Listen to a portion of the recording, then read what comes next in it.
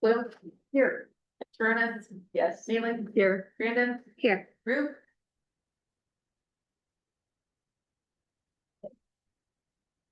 All right, I'm gonna go to our grateful statement.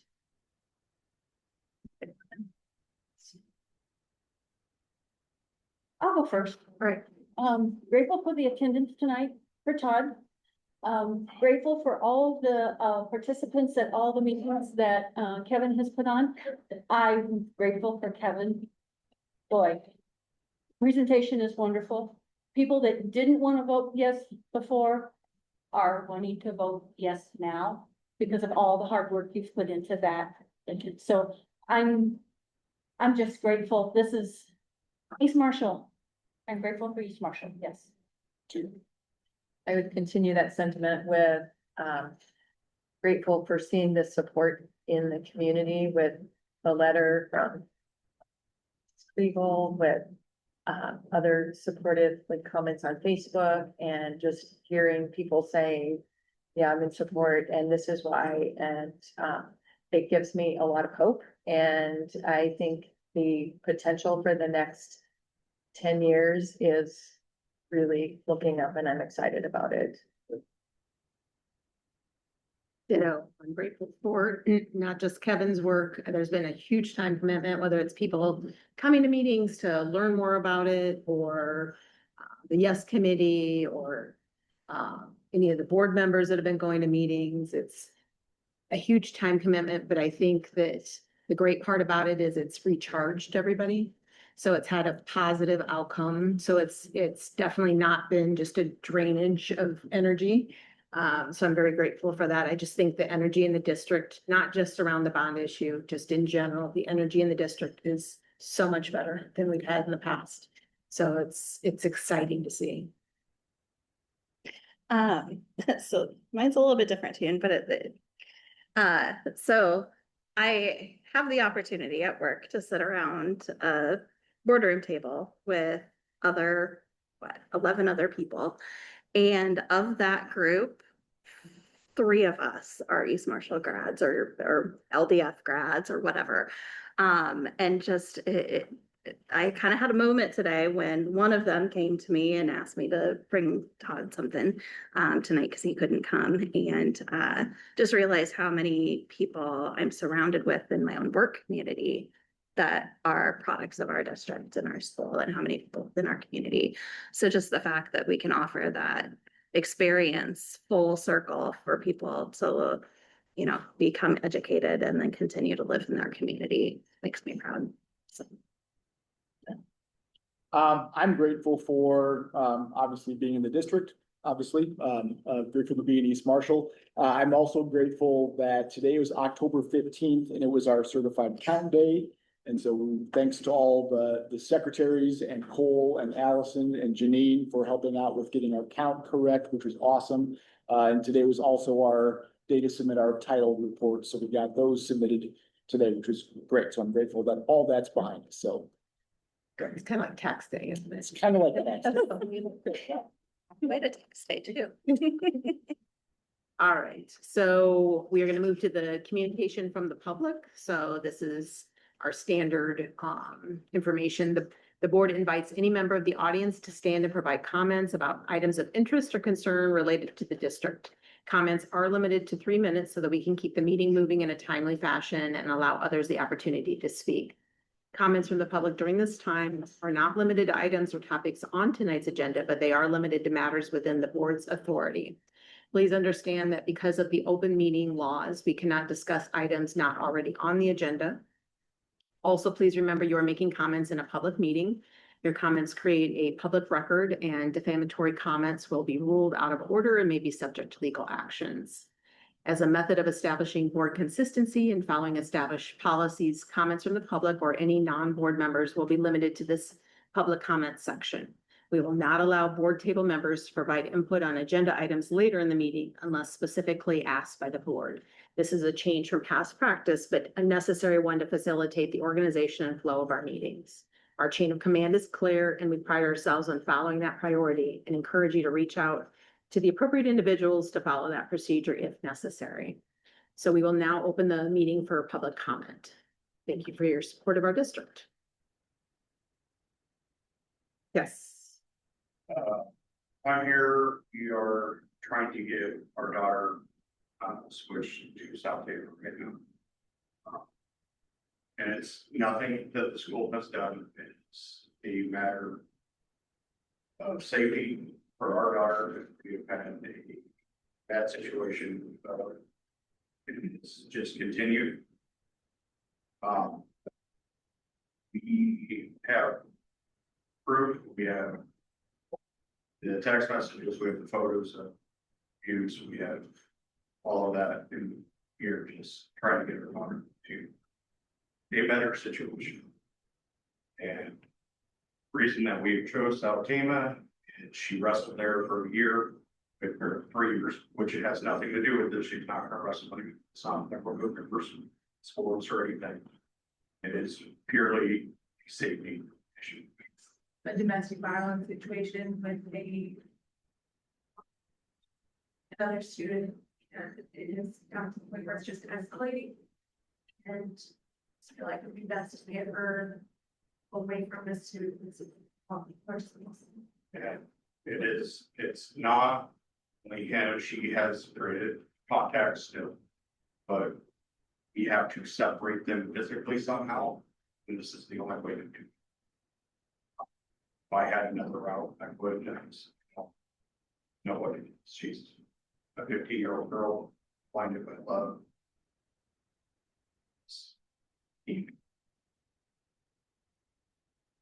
So I don't know what we have to do to make it happen. It's not blinded by love, it's the emotional manipulation that he put it on her, and in all reality, been brainwashed. Very concerned about her safety. He has put his hands on her, he has choked her, has slammed her head against a desk at school. He has verbally accosted her on school property and games and whatnot. Also had all of her friends reach out to her and out to us. It's her friends, it's her friends' parents. They wrote letters, we have probably 5 to 10 different parents that have reached out saying concerned for your daughter. I don't know if she's safe either.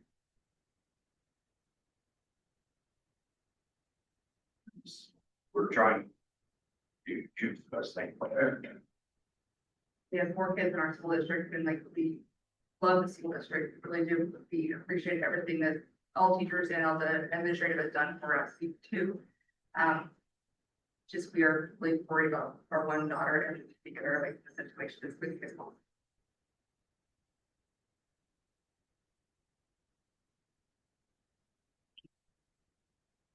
Thank you. Thank you. To start, I'm just gonna advocate for hear and compare people. It's really hard to hear. And it's probably because you're in a different room and this big room is blind. Anyway, so it's really hard to hear. But I just wanted to make a couple comments and it's related to the board meeting or the board issue, not board. And I want to say thank you to Dr. Seehing as well as the board and the committee for all the hard work that you've done and the communications that you have a sense of you and why have been phenomenal. And I've appreciated that because prior to that, there were a lot of things that were happening that I didn't realize. And even the fact that that we're talking about having another bond issue this soon. I had no idea until June. So those things shouldn't happen. I think you've remedied that, you know, as you move forward. I really do agree that something needs to happen within our district, but I disagree with the plan. And at this point, I'm seeking more information and going to meetings, talking to people, but I still don't see what I'm looking for. I believe that in the past there was I don't know what you call it, but they they researched the district, looked at our buildings, made a plan. An outside company came in and made recommendations, and I believe that they recommended that we move to one campus or one building or whatever, but I don't see us doing that in this foundation. I see us closing perhaps part of Gilman, but we're still keeping another part and we're adding on. And I think that the board and the committee, and whoever's involved with this process, needs to think or work on what is our goal 10 years from now, 20 years from now. And as we move forward to look at what that goal is, whether it's, you know, we've got 3 campuses now, which one is going to stay, or which 2 are going to stay? And we should be adding money into places where we're going to close them or we're going to use them. So I would just ask that you consider those things as you move forward again. And again, you know, when you're planning, whichever way the bond goes, that you look at those things going forward. So appreciate all your hard work. I hope it's been frustrating. And anyway, thank you. Thank you.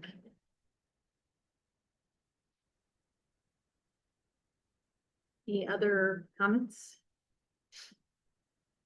All right, I think we're gonna go to our regular agenda then.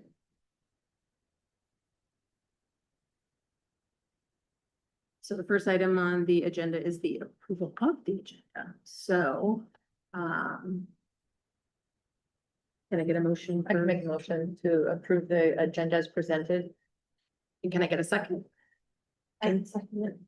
All right, all in favor? Aye. And any opposed? All right, the next item is the consent agenda. We do have obviously, we have the open enrollment approvals under the consent agenda, so I will pause at this point.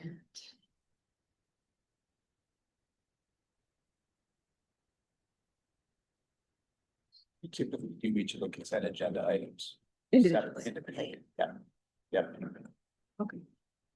Start with the approval of the board minutes from the previous meeting. Anybody have any changes or corrections or additions from the last month? Can make a motion to approve the board meeting minutes from the previous meeting or 9/17. And I'll second that. All in favor? Aye. Any opposed? All right, the next one is monthly bills. So we had the accounts payable in there as well as the winter sports fees. Any questions about those?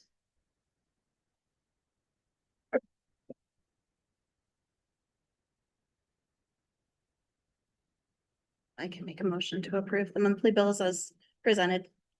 All right, and I will second that. All in favor? Aye. Any opposed? All right, the next item is the monthly financial reports.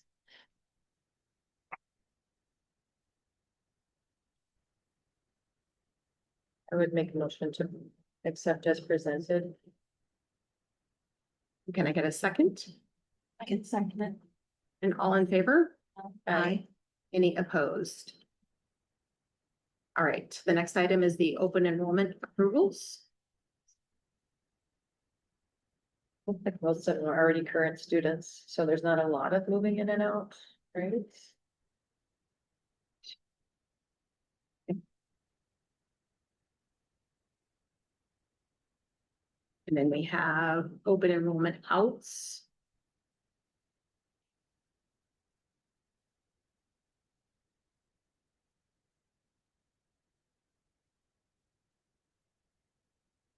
I'll be abstaining from voting on the open enrollments tonight. I have a family relationship with one of them.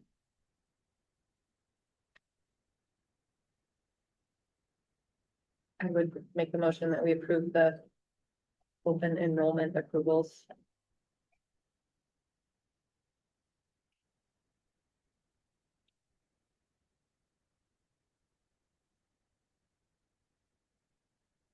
And is that all of them? I'm, okay, so I'm not gonna. move that. She's abstaining, then there's only two of us. yeah. I would vote against it, so. About the denial. Yeah, the last one, the deny open enrollment. That's the girl that we're talking about. Hmm? Yep. So. I can't approve it and, yeah, I don't know if we can. Pull it out. Pull it out. Pull it out and Yep. rest. Okay, And then Yep. can we discuss the remaining? yeah, okay, so I think we're gonna, Yes. approve everything except Okay. for the last denied.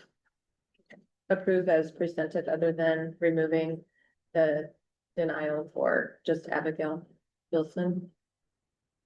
And I can, yep, correct, yep. And I can second that. All in favor? Right. Any opposed, you're abstaining, so. Okay. So. Three of us can still. Yep, so a farm. Okay. All right, so. So then donations and fundraisers? Or do we wanna, yeah, we Are we gonna- voted, but do we need to come back and Yes. discuss?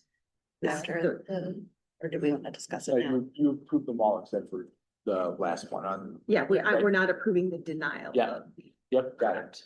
So now we talk about that. So you've approved the rest. Yes, Yep, I've approved so- everything Yes, else. then you go to donations and fundraisers. Okay, Yep. so we'll move on to Yep. donations and fundraisers, okay. All right, so we've got donations and fundraisers. So Shomo Madsen donated $500 and Laurel Community Church donated $177.30. So can I get a approval for those donations? I can make a motion to approve the donations as presented. And can I get a second? I can second that. All in favor? I, Any opposed? All right, then we'll move down to personnel items. We have contract approvals. Yep, so under contract approvals, we've got a couple of substitute van and bus drivers for activity. We've got a new middle school paraeducator. Half-time business teacher starting second semester at the high school, which is great. And then just so people understand how we did the wrestling, we took the head coaching position, assistant coaching position, combined them, divided them by two, and we're hiring two co-head coaches for wrestling. That's it. All right. Can I get a motion to approve the contract approvals? I can make a motion to approve the contract approvals as presented. I can second. All in favor? I, Any opposed? All right, then we have the resignations. So we have both Coach Underhill for both of those positions, middle school wrestling and high school assistant, and then Trisha James, middle school para position, so. do we have any candidates yet for the middle school wrestling? I don't believe that we do. Okay, because doesn't that start like, Someone reached out, okay, Todd. Okay. But I don't know the person, Okay. they have 9 weeks of stuff to do in like 2 weeks. okay, Zach talked to me and he said that we may be able to do it kind of like with Justin where the high Oh, okay. school, they do it at the high Yep. school, but the hard part will go in with the middle school to its events. But Yeah. if we don't find some. Right. okay. Yeah, because I was thinking that starts like in what? 2 weeks 2 weeks? earlier than high school. though. It's Yeah. the- Yeah. Right. End of- All right, can I get a motion to approve the resignations? I'll make a motion to approve the resignations. I'll second those. All right, all in favor? Aye. Any opposed? And then we don't have any volunteer coaching this month. No, nope. So then we're gonna move to presentations. So we'll start, Kevin, with your report. Okay, yeah, so just a couple of gratitudes there on my first part of my report. Had some community members reach out to us about just some outstanding character that our cross-country team members exhibited at the Jewel Meet. I thought that was really nice. Also during homecoming week, we had a coffee fundraiser that we probably shouldn't have done in the morning before school, but we did. But anyway, the person that ran that said that our kids were super patient, super respectful. And she thought they were outstanding. So I think it's always good to recognize our kids of character when that happens.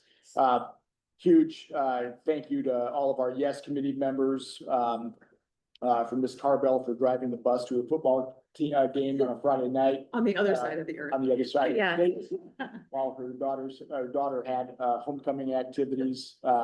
Also to Mr. Thurm, Ms. Damon for their work at homecoming. That's huge. Also to Ms. Pfizer and Ms. Stone for their work on student council at the middle school. To Mr. Nettle and Ms. Frost for getting our school safety grant documentation done and submitted so we can get the dollars for that. Mr. Sawyer for finalizing our bus sales, appreciate that, and coming on a Saturday to let people pick up those buses, which was great. And then also it's building principal month, so October, so thank you to Mr. Albertson, Ms. Tarbell, and Mr. Rasmussen for all the work they've done and continue to do. I know that I've asked a lot of them this year and they've performed marvelously. So I think the message there is if I didn't expect the best, then I wouldn't have asked. And I think that's kind of an insult. So the fact that I expect a lot and the fact that you guys are doing great. So happy National Principals Month to you guys. Enrollment counts are there too, so you can kind of see those. Again, looking at, we're down enrollment for this year. These numbers aren't, we certified them today, but we won't get the official numbers back from the state for, a couple of weeks until everything's kind of balanced out and some things like that. So you can kind of see those enrollment numbers there kind of from year to year, FY 23, 24 and 25. I think I've already kind of kept you abreast on some of those things, my board updates, but there's that facilities, the updates there as far as looking at our save capacity, working with Matt Gillespie on that as far as it being about $5.3 million. Having a construction management firm, which we'll talk about tonight, review that master plan and looked at, potential savings within our bond plan currently, which is great. And so just some kind of general things there. I don't think I have anything else, though. Everything else has been kind of provided through board updates. So if you have any questions for me, just let me know. Matt, do you want to do the high school? Been through homecoming week. Successful week. Minimal issues, which is always good. Had a lot of other things going on with students, job fair, career fair things going on. So we're getting our students out there, doing lots of stuff. Miss Hammond, Miss Hungerford doing an excellent job getting our students those activities. National Honor Society or East Marshall Honor Society hosted blood drive. Ms. Dobson did another great job. Got lots of involved, lots of new donors. Every year at the end. Been to graduation, which all of you have. We usually give out a scholarship for the blood drive, and the only way you get that scholarship is if you host a certain number of blood drives and get enough donors. So we get it every year, and it feels kind of like it's just something that happens for everybody. It doesn't. It only happens because of the fact that we get so many donors and we get so many gallons of blood. So sometimes we take that for granted. I want to kind of point that out. Ms. Dobson does a great job with our Honor Society. Those kids recruit people to come and be a part of that. All of them get kind of assigned, try to get 2 people and try to find a new one each time. Doesn't always happen, but they, certainly got 40 some people and 15 or 12 new donors. Those are every time, the number of lives that, somewhere around 90 lives can be saved by the amount generated by our blood drive. So, it is kind of a big deal. Like I said, almost take it for granted because it happens often here and it gets done very well with lots of donors.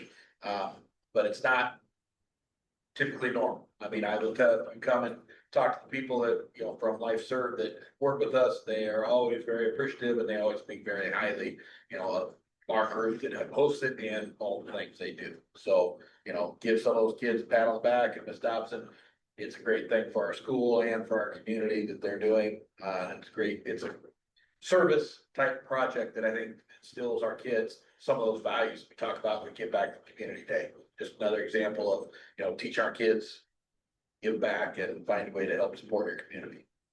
We got PSAT coming up, end of the quarters coming up. We do have a national convention coming up for ag, our 5 ag students. So they'll, Yeah, I know they presented already, but they'll be excited to do that. It's always a big, great opportunity for the FFA. Then we got the Wizard of Oz coming up at the first weekend of November, so it's not that far away. A couple other things that didn't really make my report. We are hosting a volleyball tournament game, so that'll be Monday night here, which has been a long time since we've done that. And if our football team wins on Friday, they will qualify for the playoffs for the first time in 33 years, 34 years. So it's been a long time for that as well. They should win on Friday, just knock on some wood, but you know, they've had a great season so far. They had some tough losses, and if you go look at those losses, you know, all three of the losses came to people that either are rated right now or rated throughout the football season. So it's been a very good season. For them, chance to extend it next week, which is always exciting. And our cross-country team will run tomorrow at the conference meet up at, I think, all the way to Oline. Feels like they're leaving about 9 o'clock in the morning to get there, but, and then next week they'll go to South Hamilton, that's the state qualifying meet. So wrapping all those things up kind of in a hurry, but it's hard to believe it is almost the end of October. So it's been a good month and lots of good things happening here at the high school. Excited about the way the fall has progressed. Quick question on the PSAT. Do they have to sign up for that or how For the what? for the PSAT? We usually ask juniors I mean, we take the top students. The Okay. PSAT is basically, you know, qualify for the Yeah, SAT, the National Merit Scholarship Program, how they do on that. So usually we take the top 20 students in the class okay, and kind of work our way down the list and see who wants to take it. okay. You know, they're sometimes kind of wrongly suggested, hey, you should take this. Yeah. So, you know, the district does pay for it, so thank you for doing that for it, but it sort of works as a practice test for the ACT, and those that do really well can qualify then for the National Merit Scholarship. Okay, I just wanted to know because I asked my son if he knew about it. He had no idea. So. He does. Good. He should. I might have forgot that he was voluntold that he. Voluntold. Thank you. I thought maybe this request was a little more personal, but I saw this in the minutes last night and I'm like, Austin, what about this? He's like, I don't know what you're talking about. And I said, well, you should. So. I'm sure he does. Good. All right, thank you. Ms. Cargill? All right, so just some celebrations, shout outs.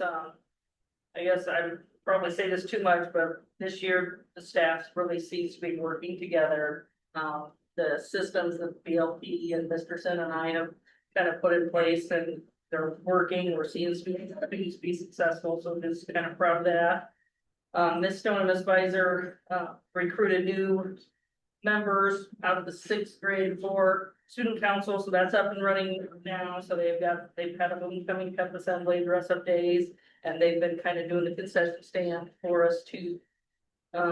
We appreciated EMG Gammon and the cheerleaders coming over to be a part of our pep assembly.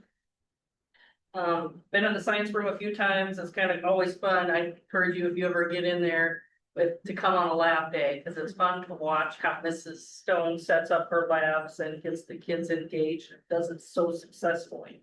As I've had to be in that room, and would say I was not as successful set up my labs. But she really does a great job with those kids. And then Mrs. Spicer, I had some images in here, but you know, I got told to cut that down, Mrs. Turner. And I agree, got too long. So I took the images out. They were on the Facebook page anyway. But then Mrs. Spicer found a unique way to kind of get one of her students engaged in number lines, and they were using a string and Uno cards. So that was pretty cool. Keeping track of our attendance rates, we have 2 students that are currently at over the 10%. So, but the county attorney knows that we had a couple getting closer. Otherwise, we have none at 15%, none at 20%. We've had 24 minor referrals since our last meeting, 4 major referrals. We put 4 kids on kind of some intervention plans, so those systems seem to be helping and working. We have 36 students who have received 1 or more tardies, but only 1 student so far that has had to serve a Wednesday detention. So that's another good thing that's working. We had a lot more of that last year, so proud of that. Joe Kramer was here He is an ADA person at least till January. He's retiring, but he is like a big data guru. So he brought some ISAS data down to the middle school and the other buildings, and he was sharing basically, you know, helping them learn how to look through it, what things to pay attention to, and then kind of tied it in on how we can use that information to help our tier one, which is that every student gets. Mr. Sin and the staff have been doing a great job with the priority standards and instructional planning. They finally got to the 15-day challenge where they were kind of mapping out a unit today, and they were putting where they think the tests or where they would teach, and where would you throw an assessment? Where would you put in your supporting standards and things like that? And had some very good conversations around that today. Parent teacher conferences are coming up, so that's where he's been spending a lot of his time with the staff, you know, prepping for that. Mrs. Klein's been working with Carlina over at the elementary. They've kind of been, you know, just going over basics of a BI, basic routines, contact protocols, mentoring, focus on strategies for reluctant students or students that are reluctant to return to class, how to get them integrated back into the class. She said, and then they started working on some trauma-informed practices. We're supposed to have our first safety day on Tuesday, but the weather didn't cooperate, so now we're gonna have it tomorrow, but we lost a person or two, so I was scrambling quickly to try to redevelop our things, our schedule and our rotations, but hopefully we're ready for that, and hopefully it won't rain, so we can keep it outside instead of inside, because we got a fire truck coming, there's already a tractor there, and I think there's gonna be some other different equipment, so hopefully we get to do that. Community engagement initiatives, we're doing a trunk or treat thing coming up on Friday, October 31st. Anybody's welcome to come and participate, bring your car, decorate it, whatever you wanna do, and hand out candy. Or if you just wanna donate candy, you can do that too. Thank you. All right, Mr. Albertson. All right, it started out with Grandparents' Day. This is just one of the best days, and it's just so cool to see. So many cars come in and figuring out where we park. You know, we're on walking talking, there's 10 more cars coming in. Okay, can I park them on the ball? I mean, you know, further on in the ball field, but it's just. It's a good problem to have, isn't it? It is, Yeah. it's a really cool thing. I think one of our furthest ones, we had some grandparents from Minnesota come down. Like I said, it was just a great day for everybody. Those little black bugs came out and then all of a sudden people were leaving in droves, but it was a good day. Like I said, it's a great tradition, and it's great to hear people say, I'm glad we're continuing this tradition and that we keep doing it. So, continued on with homecoming, got our dress up days, had some pep rallies. Started something new this year. We spent some time creating class floats. And They were so, amazing. you know, first graders, each grade level worked together. So it wasn't each room, but it was each grade level. I think kids had a lot of fun. Teachers put a lot of work into it as well, but it was something new, something different. We're gonna continue that next year and make it a little better. Change, we had a rubric for voting and things like that, so third grade one. But again, we're gonna continue that. Make it better for next year. Professional development, we're continuing what we've been working on. Fire prevention, fire department was there on Friday to conduct fire drills. Had various activities for the students to participate in. Also on that Friday, I didn't get a chance to put it in there, but fifth grade went to the Capitol building. So again, a great tour. One of my, anytime I get a chance to attend a field trip, I love it, but this one I got to attend, and I always love the Capitol building. So, and along with what Mr. Sini had said earlier, we had a lot of positive comments from Capitol staff on how our fifth graders acted and asked questions, manners. So it's always positive as we do. All our fall drills have been completed. And our next big day is Friday for Make Good Day. We're gonna go at 1 o'clock. rain or shine. If it's raining, we'll be in the gym, but otherwise we're hoping to be outside. After school today, I dug the hole for the tree, so I'll go sore tomorrow. No, everything's planned and ready to go for Friday, so. He'll turn 86 on Friday, and I over 68 years in the education field, whether as a teacher, or a coach, custodian, so, it'll be an exciting thing. It's awesome. Very cool. All right, Amy, the nutrition report. I don't have anything other things. Do I need to be logged to those things? With the audit, the nutrition audit, What? do I need to be logging into those? The webinar? Yes. I guess you could. I mean, Do I need to though? I don't think you do. Okay, I was gonna ask you that, Yeah. not in the board meeting, I was gonna ask you. Yeah. I don't think you need to. I mean, if I have questions about stuff, I don't, then I'm confused. So. Okay. All right, cool. We're up to you now. Yeah, just swapped out some laptops, some old laptops for some newer ones at the elementary. Set up one of the new laptops, an email and files for the new middle school associate. And put in a request for replacement outdoor camera that died here at the high school. And that's on its way here. So hopefully we get that replaced. I also packed up and shipped the old track camera for the timing to get it back to the company for the trade value for that. Yeah. Good. Much help to bring to. Okay. Kurt. Nothing. I got nothing more than what I had in there. Do you have any questions on what I got on there? Good job getting those buses sold. Yeah. No, it actually showed up this time. Yeah.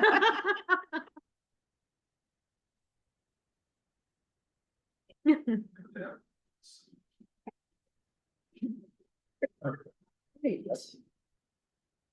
We have to get a presentation. All right, let's go to discussion items. So the first one is the ISB board on discussion sessions and reservations. So. Yeah, Lisa, you were gonna Yeah. go.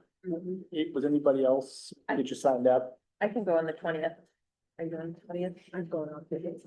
Okay. Yeah, so that's. Okay, So, do you So know, we'll do, hotel or just, just right back and forth? Yeah. Okay, so we just need to fill out this form, say what sessions we want to go yeah, to. or just tell. You guys registered, Yeah. I didn't know, but Lisa got you. Yep. Wednesday, Thursday, Friday. Yeah.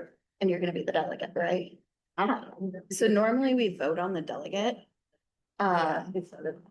You basically just go sit and listen to a formal meeting and you have to stand and make comments. No. You don't have to make comments. You just get to listen to other people make comments and then you have to follow this online form and vote for the things. And we usually like our priorities kind of line up with that. This how it works. It's not hard. It's very informational, actually. So, and you might get to meet some people. So. But that's usually Wednesday. Yeah, is that when it is? yes. Yep. There's a 9 to noon for the delegate assembly and annual meeting. There is a little rookie orientation. Well, that's good. I 8:15. think I was planning to go just in the afternoon, starting in the afternoon, but I guess I'm going to. Okay, all right. Yeah. So yeah, I better go to the rookie session. So, It's not hard. It's. Are you doing the board presence workshop yeah, in the morning? Yeah. Okay, awesome. Thanks. Andrea, you were. Wednesday, Wednesday.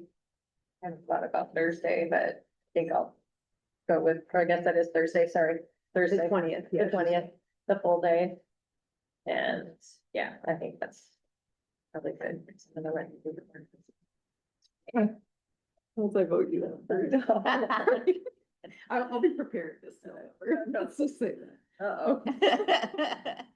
Well, and I guess if for some reason I'm still here, I might, but There you right go. now I won't. Mhm.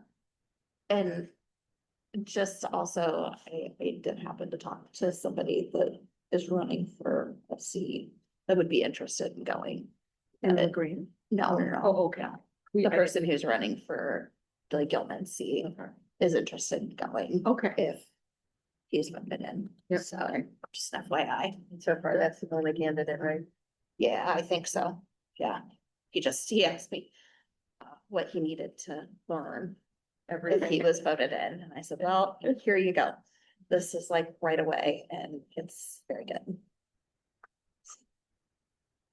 All right. What are you?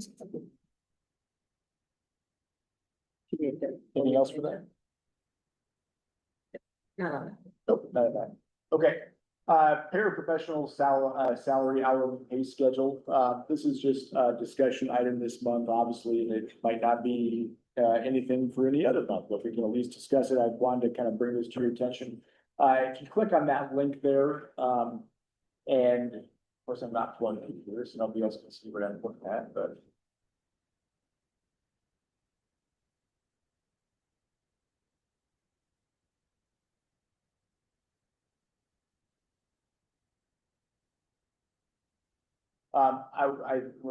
Yeah, so you won't forget this. I was hoping that we could have some discussion about doing a paraprofessional salary schedule. That would give us a little bit better idea of where to place people when they came in. Right now, our starting, wage for paraprofessionals is $13.09. But this would kind of operate a little bit like a teacher schedule. Waiting for this link to open up here, I'm sorry, where you would have columns for the educational level. And that's not the right one. Okay, so you'd have columns for the educational level starting at $15 an hour. And then you go down through about a 15 cent an hour a year raise. You'd have that para 2, para 1 certification that would start at $15.25. And then the specialist would be about $15.50. That would be a 4-year degree. So again, just a little bit, I think we're a little bit off on our paraprofessional hourly schedule. And just so you know, most of our paraprofessionals are paid for through special education dollars. The last couple of years that we've done special education, the funding piece of that, and we'll talk about that in a little bit. We've actually had a carryover or an excess in those dollars. And so the idea behind this schedule, obviously, is that we wouldn't phase this in. If the board were to approve this and said, hey, do we have the money? Do we think it's a good idea? Do you think this is going to impact the people that we can hire for those positions? But we wouldn't phase it in all at once. We kind of phase it in as in like the rest of this year. So folks would get half of what the raise would be for them. And then next year they'd get the other half, if that makes sense. So, again, it would be a cost to us, obviously, but as you kind of go down here and look through this document, you can kind of see towards the end when we start talking about the days and hours wouldn't have any, this wouldn't have any impact on that. But you can see like the budget for phase 1, it costs about $15,000 this year. And then to do the rest of it for next year, it would cost us probably an additional $21,000 for next year to get them kind of right sized in terms of that hourly pay. And next year they'll stay at their same FTE Yep, or whatever is needed there Right. as well. Okay. yep. Sense. And did you divide out at all, like how much of the increase? How much of it would be paid for potentially by special ed dollars versus not? I'm gonna Like, say right. probably 85%. Okay, Yeah, that's kind of what I was just yep. imagining, Mhm. and with the amount of carryover we've had Yeah. there.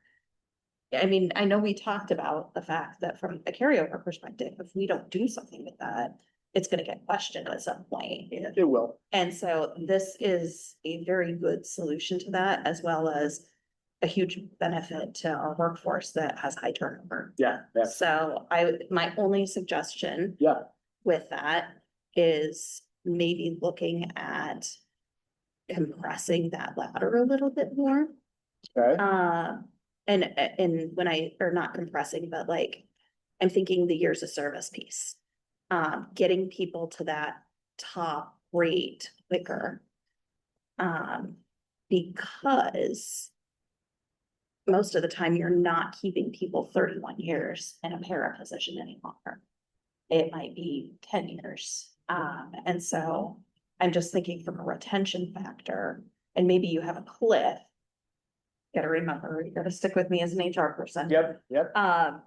So maybe it's like you have tier, where there's maybe a 2% or a 5% grade increase from, you know, year 1 to year 2, year 2 to year 3, year 3 to year 4, 5, 6, 7. Then you get to like year 7, maybe it jumps to year 10, then maybe it jumps to 15, and then you cliff at 20. And maybe there's a 20% grade difference between year 10 and 20 or something like that. Just knowing that a lot of times we get people in and then we lose them in those first couple of years because maybe they get hired at Marshalltown or South Tama or something like that. And so if we can try to maybe bump up that might be an approach to think about. Okay.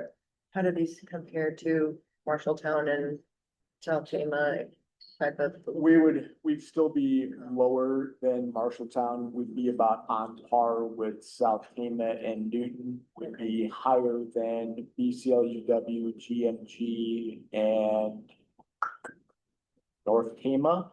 Okay. And then a little bit lower than Grundy Center. Okay, So, okay, that's getting That seems better. about It's right. been a, Yeah, it's yeah, been a way, yes. Yeah. But so. I mean, you can go to Walmart and make $15. exactly. You can go to Quick Start and make 20.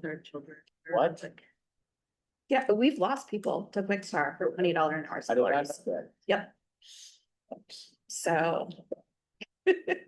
That's part of the reason why I think if you, in those early years, because the other idea behind it too is, especially with the paraprofessional opportunity for them to go back and get their teaching degree. Mhm. If there is an option for them, you know, if education is a fit for them, okay, in that first 5 years, focus on what would it take for them to get moved to an actual teaching degree. And then take that from the perspective of, okay, you know, that first 5 years, if you've got a living wage Right, that you can stay in the profession, then year 5, maybe, you know, it might take them 4 or 5 years to get to that point. Yeah. Of actually having a BA in education, but then they could hopefully move into a teaching position. absolutely. So I Yeah. think that's kind of another way to think about it too, is, you know, the idea, there was one time in the world where paras were career positions. Mhm. I don't think that is necessarily the trajectory any longer. Right, And so if there, especially with these new opportunities for education, making it easier and more accessible for teaching degrees, you know, looking at how you get to that point in that first 5 years, I think it's a good option. So, and Yeah. hopefully help with retention too. yep, okay. So then would we vote on this in November then? Yes, yep. Yeah. If we would want to start that in December Mhm. for the last, you That's know, part of the year. 6 months, yeah. Starting Or, you know, we can also table it too, have some more discussion about it and not start it until January. Like, it's really up to the board as far as how we want to attack it. I don't think it's a bad idea to just say, you know, January 1, let's have a goal to have a final draft in November. Sure, And then it could be approved and then go into effect January. yep, For the second semester.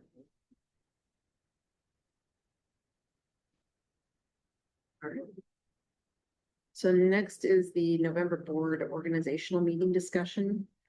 yes, so, let's see, the link on there just kind of takes us through just some of those options. So I do that out in an email to everybody. It sounds like option 1 is what we've traditionally done in the past. We take care of any kind of old business, do the acceptance of the abstract of election and then adjourn that meeting and then start the next meeting. So is that kind of the route we want to go for this year? Yeah. Yep, okay. Right. So then the next item is options for filling the vacant board seat. Yes. So did everyone have a chance to read over this? It's a Okay. lot, yes. It is a lot. Yeah, it's a lot. So what are your thoughts on this? As far as using the appointment method, special election? And it's my understanding that appointment can be of any person that resides in the district, not necessarily in the director district that they're representing. That is true. Oh. Yes, that is true. Yeah. Yeah, So you can but- pick, But then if that person was from another district, the next time that They seat can't. was up, they'd Right. have to run. right, Yep. in their own Yep. director Yep. district. Yep, Okay. absolutely. That's good. Yes. So we have one person running for the Gilman For the district, Gilman seat, yep. Yep, and we might have to appoint Elizabeth. Is that what you're saying? No, you can play anybody now, so that opens up the pool. Okay. Yeah. Yeah, no, I think that's good. Okay, yeah, I would say appointment Oh, yeah, that's the. I think makes the that's most what that sense. is. calling a special election does cost us the. Yeah. The cost of the election, Yeah. just FYI, you know, and it's not really. It's not really kosher to wait until. Yeah. The next election or the March election, so. Yeah. And that appointment stands until that position is So the next time there's an the election. election. Yeah. So it's 2 years. That's 2 2 years. years. Yeah. Yeah, Okay. so it would be 2027, yeah, So then when we have 3 going on, Potentially. potentially. essentially, yep, yep. Sure. Okay. All right. Next one is the long-range facilities plan update and discussion. Yep. Most of this from the last month, of course, we didn't get a chance to really go through it last month because the power went out. Right? Well, we went all the way to the end, but we might have cut things close, but we got to the end of our agenda. We did, yep. Just didn't get to present it. Right, it was just dark. Yeah. Everybody else got to see it. I mean, we Yeah. got. Okay, so essentially, this is really set up the exact same way, looking at our current revenue streams. As far as looking at the saved dollars, current capital obligations as far as buses and technology refreshes and some things like that, that we typically take out of, Pepple and save dollars. Looking at the scenario A, if the bond were to pass in November, that $19.8 million for improvements. That's just kind of a summary of what we would do there. Obviously, we're still kind of talking about those Gilman options. Knowing that our save capacity is not the 6.3 that we thought, but it's more like 5.3. That does impact what we do with the Gilman building for sure, as far as any additional options. So I think we need to obviously talk about that, for sure.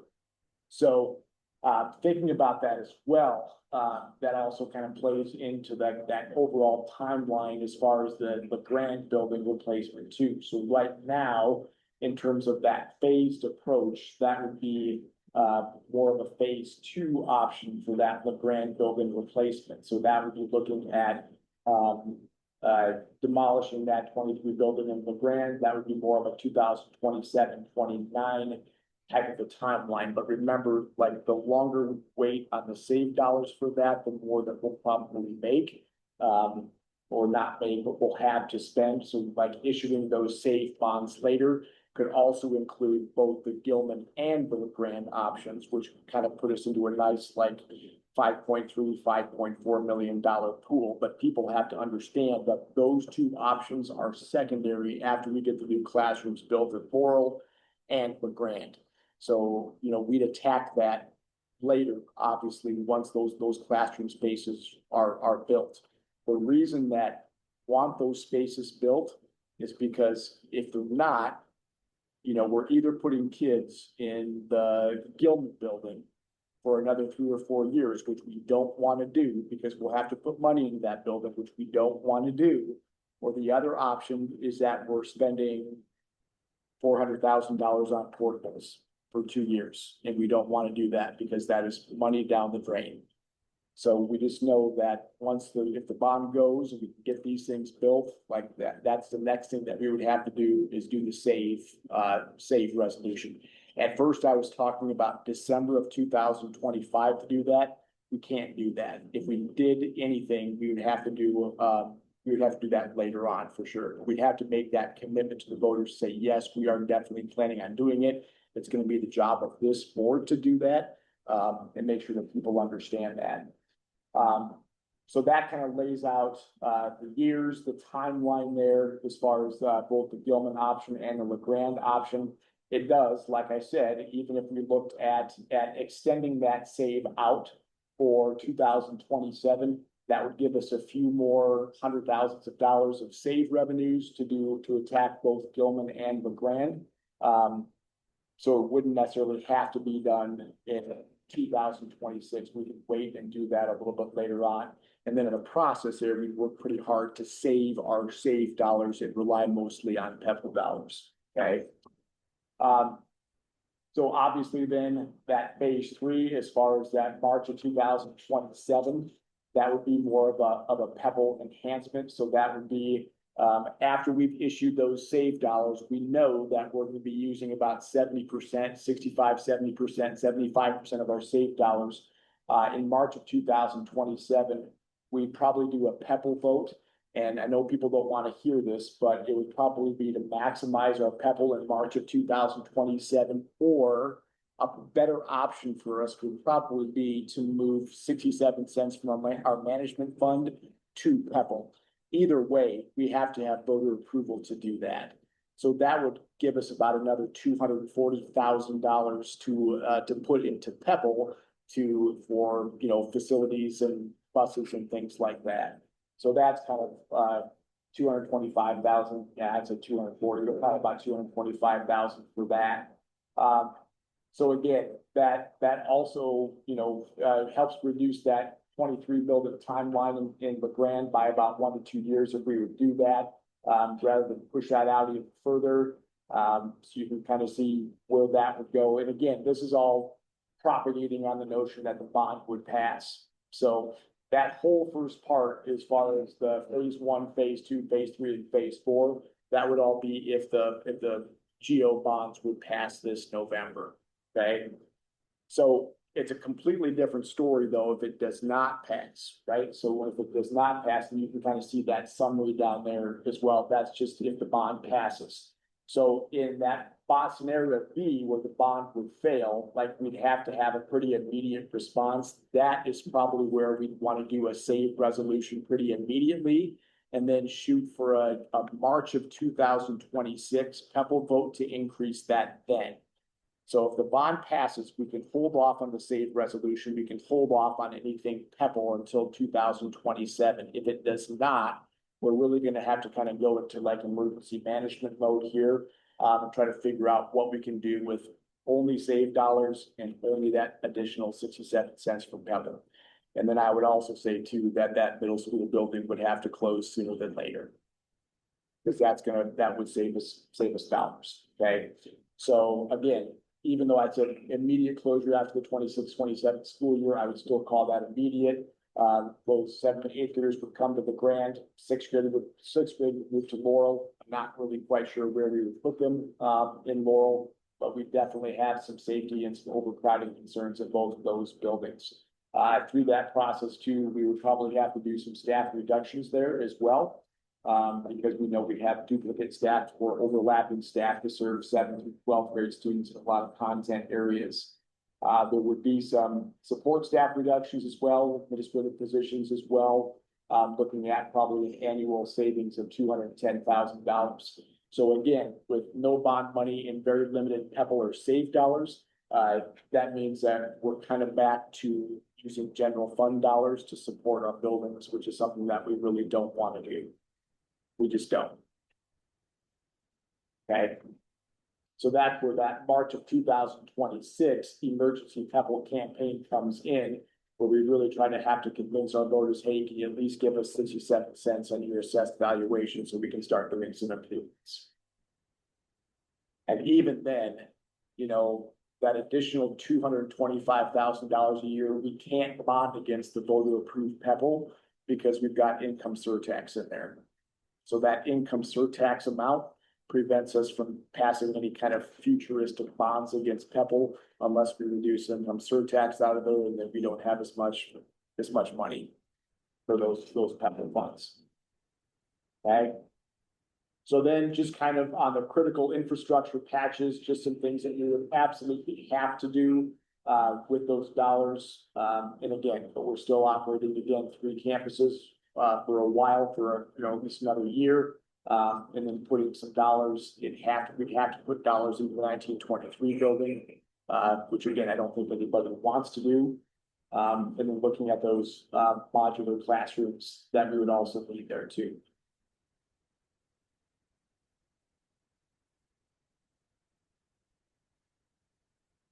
So questions for me on this? I feel like after talking with Matt Gillespie and a few others, as far as Tyler and some things like that, like this is, it's probably a little bit more accurate. The numbers are a little bit better, the timeline's a little bit better than where we were back in September. And that construction management firm that I was talking to as well, kind of helped a little bit with like the timeline and thinking about some things. And there's gonna be, obviously some things within both the building, the bond plan too, that we're gonna come across that we're gonna go, oh no, that happened. Now what? Or it's gonna be, oh great, this is cheaper than what we thought. That's great. So we can do some different things. Again, I think that where we are within the economy, within where they are in the construction trades, if it does go, I think I've heard this from a number of people that will get decent bids in the late winter, early spring that are going to be more beneficial in terms of the overall cost of this project, which I think is good. So if it goes.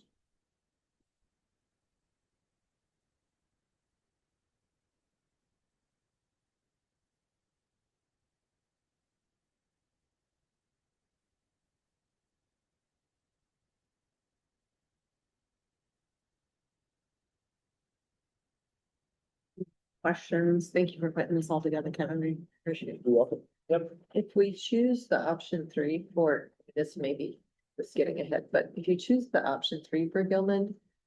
And I mean, assuming this passes, and then you do the increased motor Pebble, does that delay the timeline like it appears to? If For you the choose grand that building, for, yes. yes, option 3 in Gilman, the larger room, that 1.5 million, that would delay anything that we would do at this building. Even with the okay. Pebble, it would delay it by about 2 years. Okay. So I think the smarter choice, I think for me, I would say option 2, Okay, maybe That's- maybe like instead of 750, maybe I'd probably do that and still be okay. I think that getting into anything over that 1.5, 1.4 would probably be too much. Yep, absolutely. okay, that's what I thought it said. I mean, unless the overall cost that we It's do so low. that- is so low that we're like, yeah, this is great, we can do that, but I don't Okay. anticipate that happening. Okay, So the big difference there was, from $375 a square foot down to $345 a square foot. So $375 for new construction right now is actually a pretty exaggerated amount. I mean, Okay. it's high. It's most people will say, 350, 340, 335, you could probably do. But looking at the square footage that we were looking at and looking at realistic construction costs, especially with bids being where they are, was more like 345. That's where that $902,000 came in. Okay. But again, you don't know until we get the bids back. yeah, okay.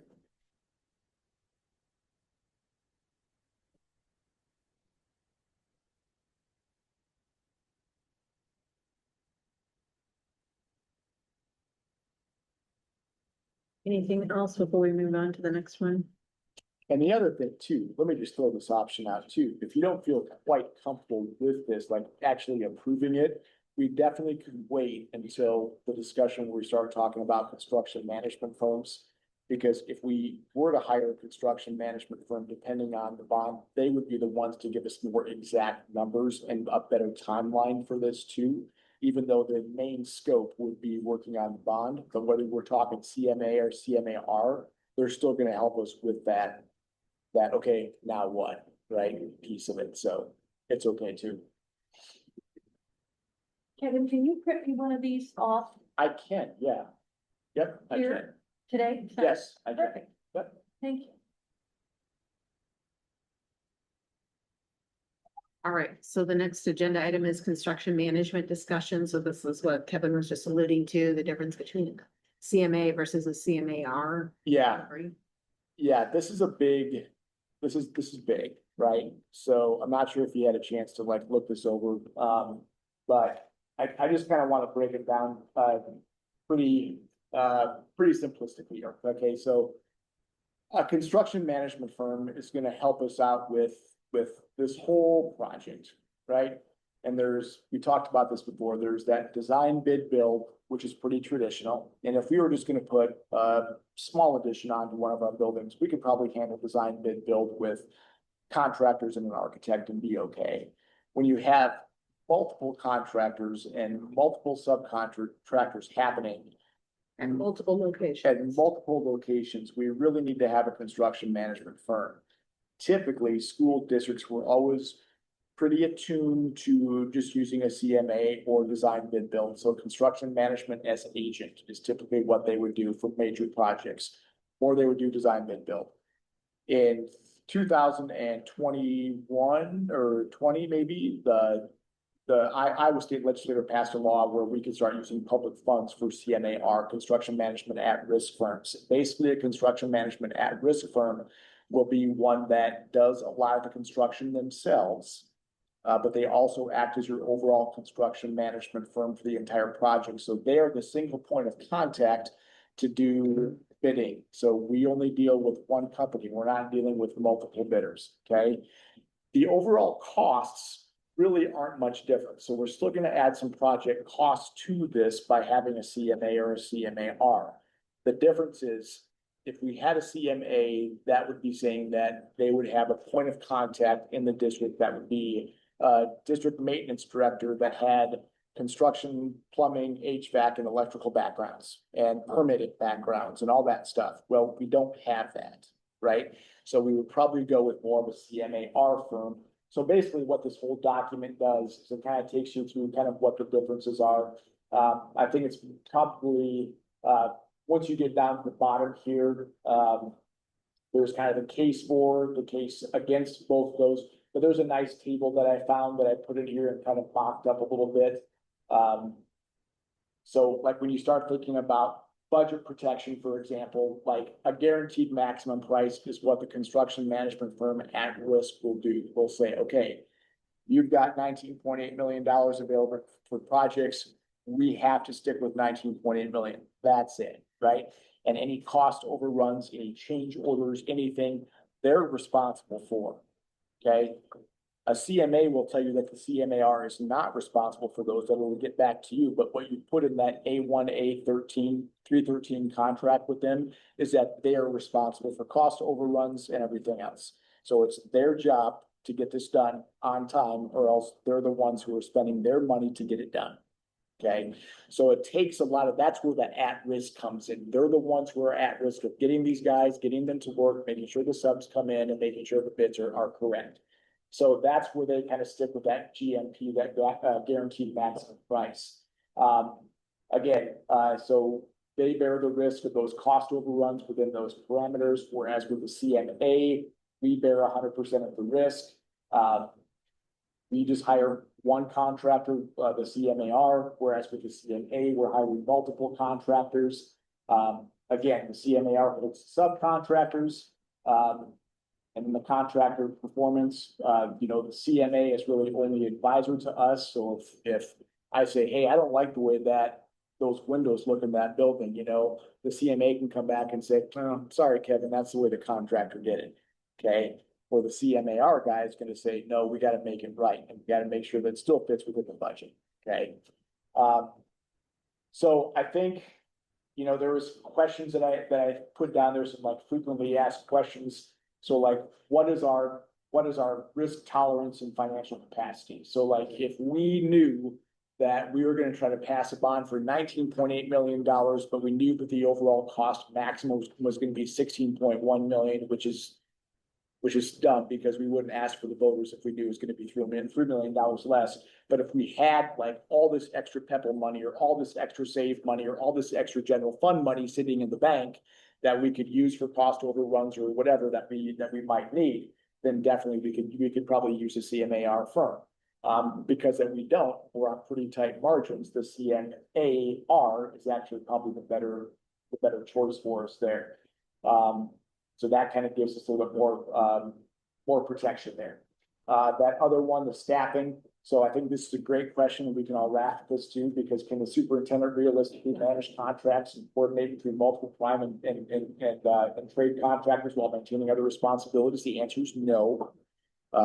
No. So that's where a CMAR is a little bit more realistic for us there. Again, there's that question about budget and how important that guaranteed maximum price is. Obviously, that's going to be more towards the CMAR. And then some of those other questions that I put in there as well.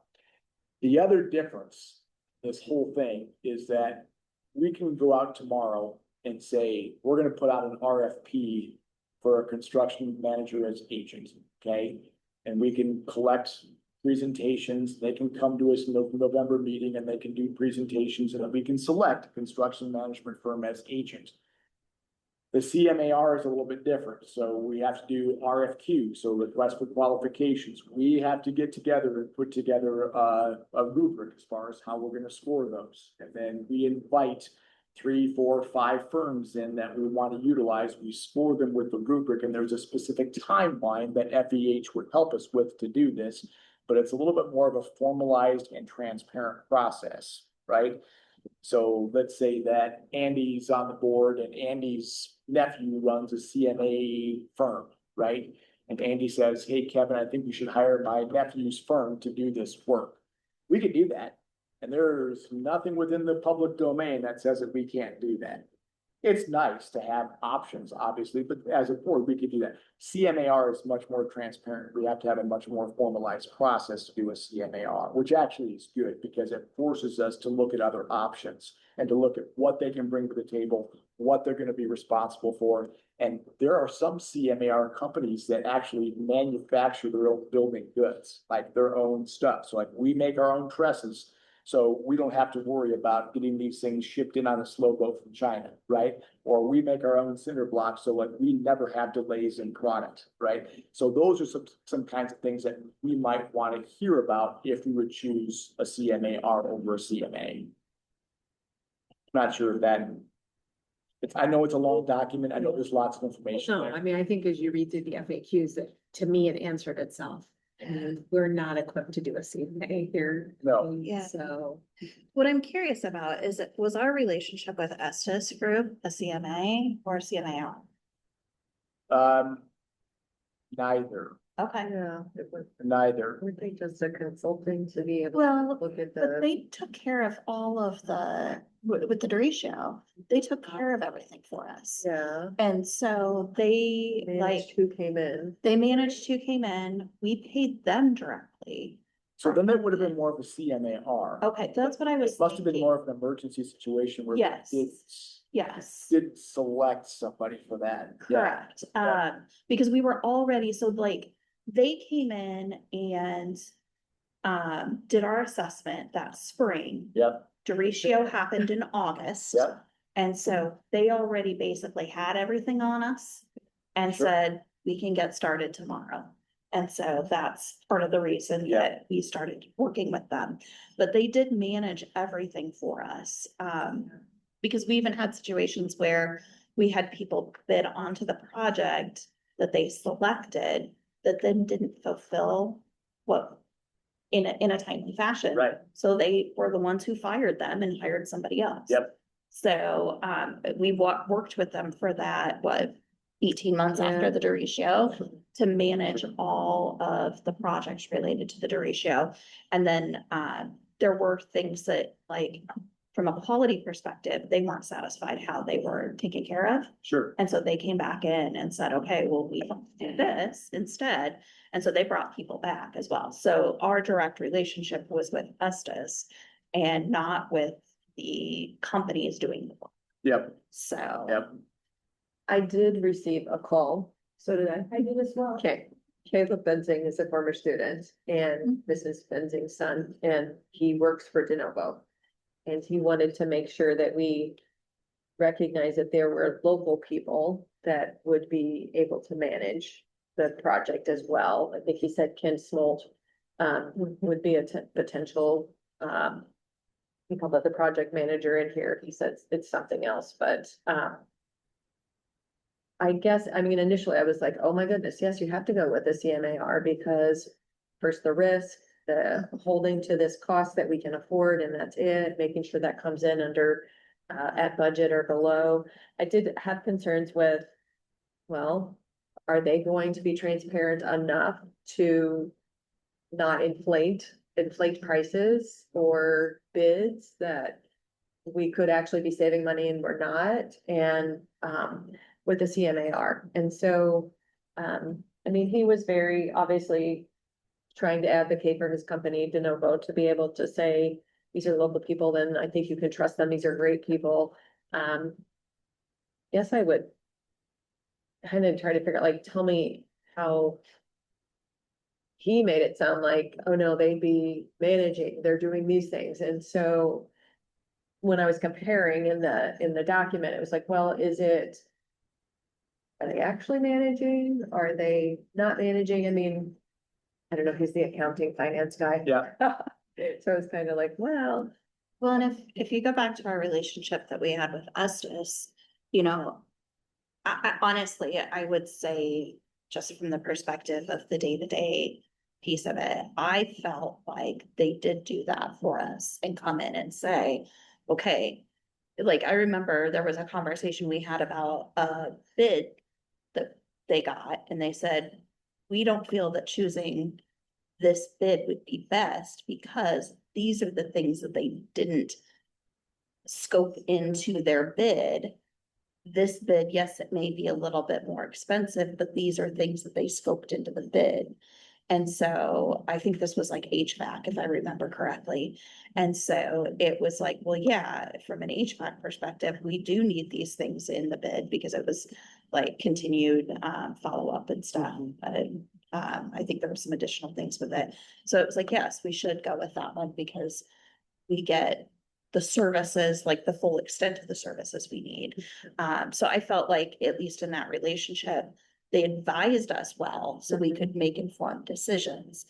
I don't think, at least I didn't ever feel like I had any regret about a decision they steered us to or made a recommendation on.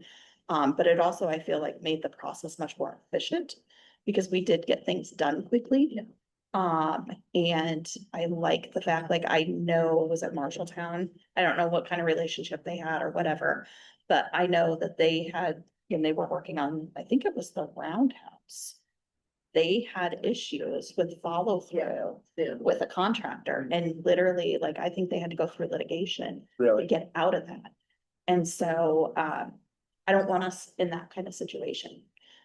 That's where having that kind of risk management side of things, I do think is important for protecting our district.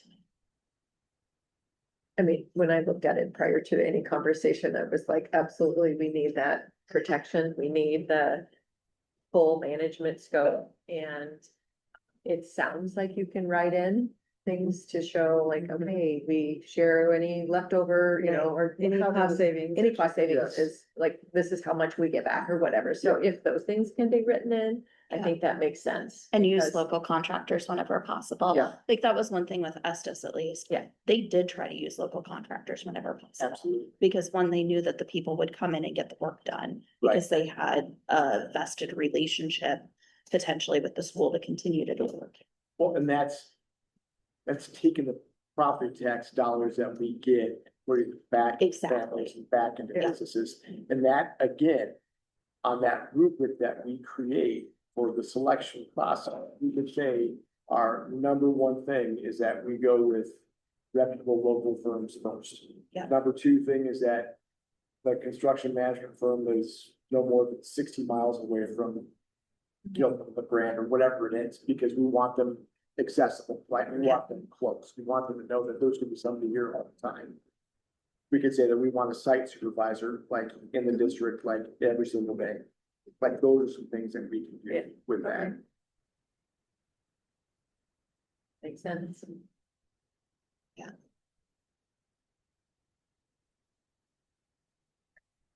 Right. All right, so we have action items next. So we have some policy updates, which are really just finalizing what was discussed in October, correct? This is the, Can we go back to that, this one, yes, the CMA, CMAR? yes. I know it's not an action item, but is there like an overall consensus to move forward with that CMAR process? Cause I mean, I liked what I heard when Caleb called. I mean, obviously having a graduate from here, there's a connection. But when you really read, there's no way we can manage multiple contracts and multiple, it's not realistic. And Yeah. I don't even know like who that would fit. I think back, so, and this has been many years ago now, but in a previous job, we were going through a major construction project and the role that our facilities director played in that was his day-to-day job for an entire 18 months. Yeah. There is no way that we can afford for your day-to-day job to be a construction project. We have business to do. We are already slimly staffed from that perspective. And again, also, we're not a construction manager. Like, Right. we need an expert, we need a subject matter expert. And so we're not large enough of a district to have our own, like some large districts might. Yeah. So I do think it's in the best interest, to protect our district, to have something like that. I totally agree with you, Elizabeth. We just went through that with the bank modeling. Yeah. And Angie had to have been having to have all the contractors in line doing everything. She never got her own work done. No, So exactly. We need Kevin here doing his Yeah. thing, and then the CMRA could keep everybody in line. Yeah. It just will work so much smoother. Yeah. Yeah. And there's the negotiating power too. These companies, they work with different vendors all the time. And Yes. so there is some great negotiating power when you have relationships. So Yep. it's not like us calling and saying, hey, we need trusses. We're gonna pay the street price for it, Right. not the relationship price. Right, yes, So, absolutely. Absolutely. Okay, so I'll get that process going. I'll talk with Tyler and see, because they do a lot of that, the legal work and the A1A contracts and things like that, so kind of review that with them too. Okay, All right, so now I'll move to policy updates. So this was, yes. So the first two were ones that we talked about in September about the paid holidays for veterans, whether you're classified staff or whether you are certified. So 401 or 409-1 would be the certified, 414-1 would be the classified. Again, applicable to employees who have served in the military. So that would be a second reading of that one. Okay, the next one on here is board committees. So they used to be called ad hoc committees and now they are called standing committees. But the board would have to basically what's that? Ad hoc committees would have to kind of approve the formation of an ad hoc committee. So that new language is new from IASB. And then the board can take a formal recommendation received from that ad hoc committee. And again, ad hoc committees now, because of the open meetings laws, standing committees. Sorry, I got to use the correct term. Standing committees that the board appoints are now part of open meetings laws. So if the board were to create a standing committee, either of board members, let's say like after the November election, we do an organizational meeting and we say we want to have a standing finance committee. So we'd have to put out the agenda, post the meeting minutes and things like that. So those would be part of the standing committees and they'd be open meetings laws, basically. It's kind of what this new policy says. Okay, And that would be first reading? what's and that? waive a second? Yes, because it's a change in the law, we can wait a second. Yeah, okay. So, yeah. Yep, I can make a motion to approve the first reading of, oh, we got more. oh, we got more? Yep, sorry. No, I thought there was just the two.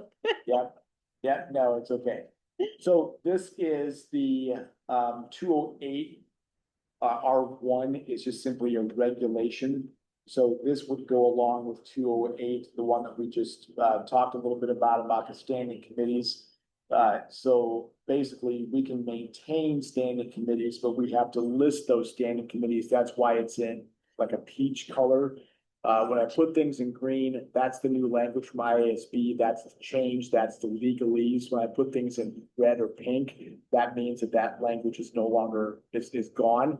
And if it's in like a beige color, that means that we have to put something in there. Now, the other option with this thing too, is that we don't have to do anything with it. It's a regulation. We can wait until November if we want to create standing committees. If the board wants to create standing committees, we can do that, list them, and then we would throw that regulation into policy. So we don't really have to do anything with that unless we know right now, hey, we want to have a committee on finance, or we want to have a committee on facilities, or whatever it is, we could do that. Or we can wait too. But we would just add this as a regulation policy. Can we add it now and discuss that in November? Absolutely. Okay. Yep, we can absolutely wait on that. So if we motion to approve those policies, we would just say absent the 208R1 regulation.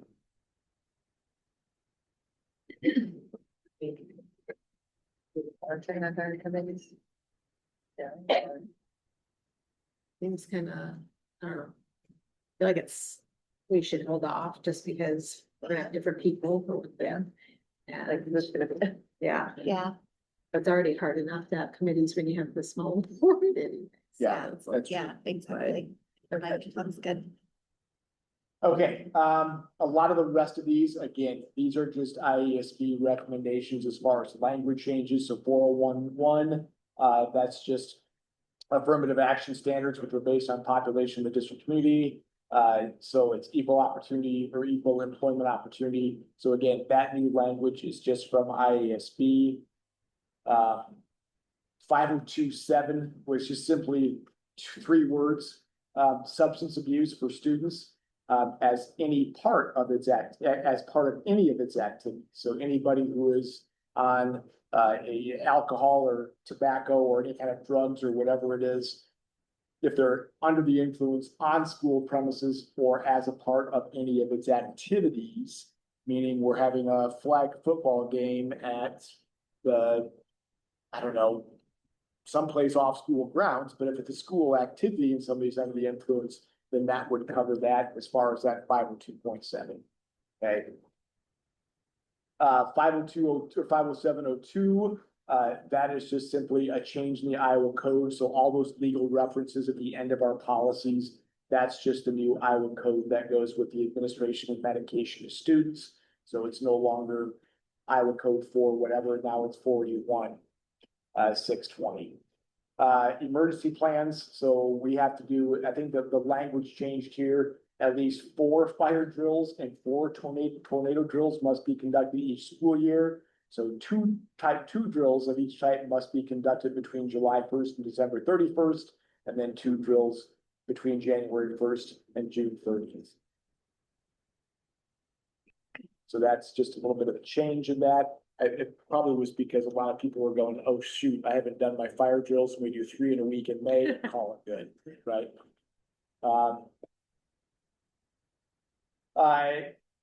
Policy 708 is care and maintenance and disposal of school district records, so any complaints of sex discrimination and conduct. You can get rid of those after 7 years. We have to delete that whole thing, so we don't have to keep any records of that now.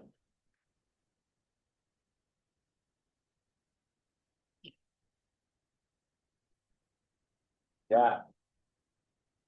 Okay, exhibit 710-01E1 school food program. This will be important for us because we're going through a nutrition audit right now. So this matches all of the new language about non-discrimination classes and some things like that. So, sex, disability, and age, national origin, race, color don't change, but religion, marital status, family, parental status, all of that's changed just a little bit, to show up in that notice of non-discrimination. So anything green there, that is the new language or the new verbiage for that particular policy.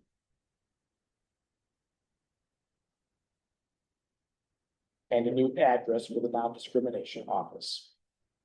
Or Office of Civil Rights, I'm sorry, Iowa Office of Civil Rights. So really all the green stuff there, that's just again, recommendations from IASB.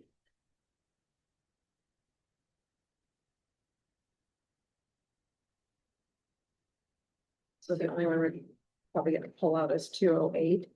We can pull that regulation out, that's fine. Yeah, we can wait on that. And again, like I said, we don't even have to have that. If we don't want to have standing committees, what used to be called ad hoc committees, now called, we don't have to have any standing committees at all as a board. You know, we don't have to. Unless we want more meetings, which I think is great. Just don't have enough. I think it's great. And we've had committees in the past, but they We really haven't. done- ever really met, so. Oh, okay. I would like to be on the county committee. Yeah, that's the only one that has a commitment. Here's the funny thing, I can actually do it now. You're right. We could do it. I'm not doing it. All right. So do we So- defer 208 or do we just say we don't? We would, We can say we approve we can approve the policies, and leave out 208R1, that regulation, like, that's okay. okay. We can do that. Okay.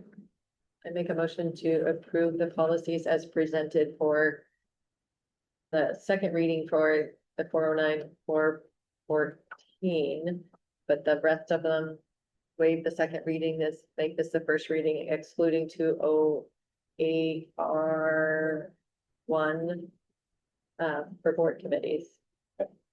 I can second that. Awesome. All in favor? Aye. Any opposed? All right, next one is approval of line item transfers within the activities account. Yes, so Allison did some research on this. We have some activity accounts that were associated with classes that had long since graduated from East Marshall High School.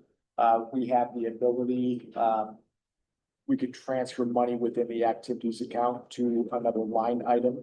But we just use, we asked the board to approve that.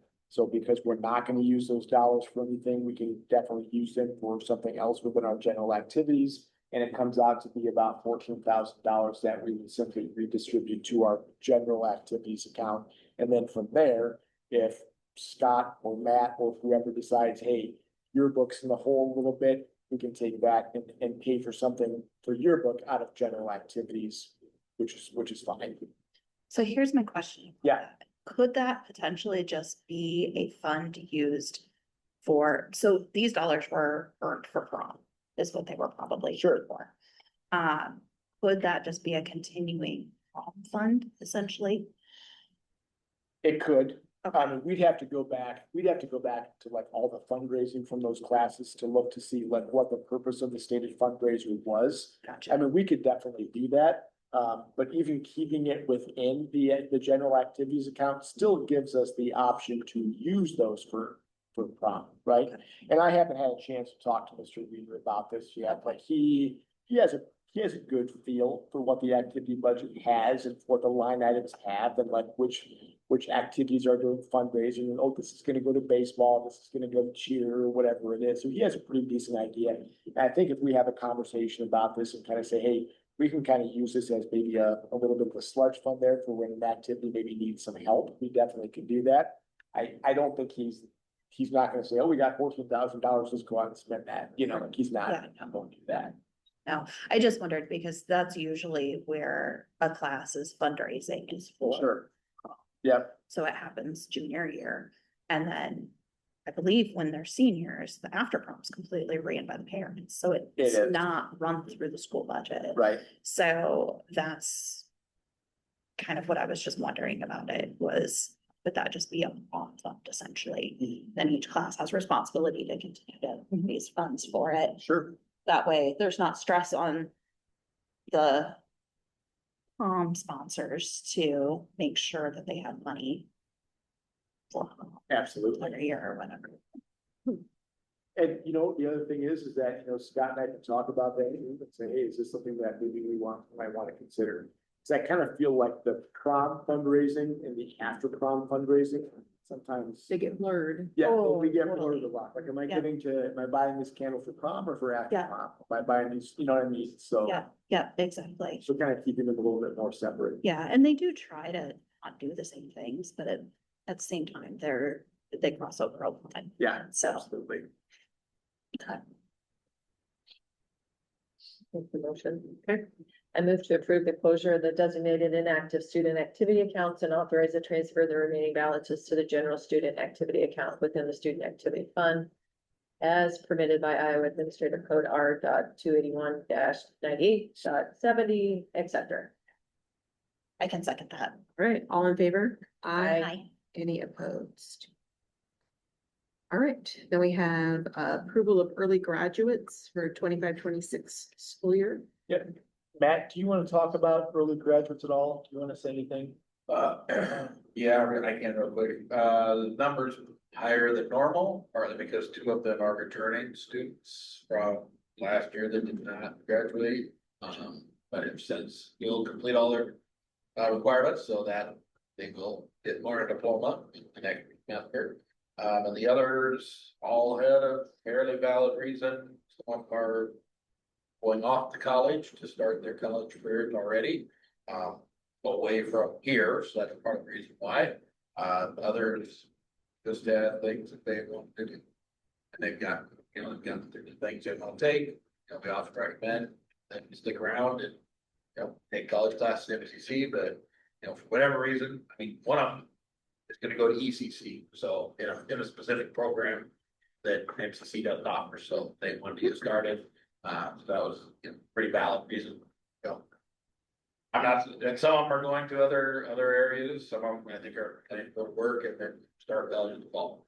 So it was kind of a spread of reasons, I guess the best way to put it. It is higher than normal, but like I said, two of those are returnees. I think the last number of years, we've been in that 3 to 5 range of early graduates each last number of years. And just remind me, they're still able to go to prom. They can do everything Yes. except for like go out track. Yeah, they cannot, so by state rule, I believe they cannot, yeah. cannot be involved in their activities, officially their high school career is over. But they are still allowed to go to prom and then, of course, be a part of graduation ceremony and those things, so, they're aware of that. And they all do have the option, if they, you know, some of them are not 100% sure that they're going to do this, they could rescind that and still continue in the spring.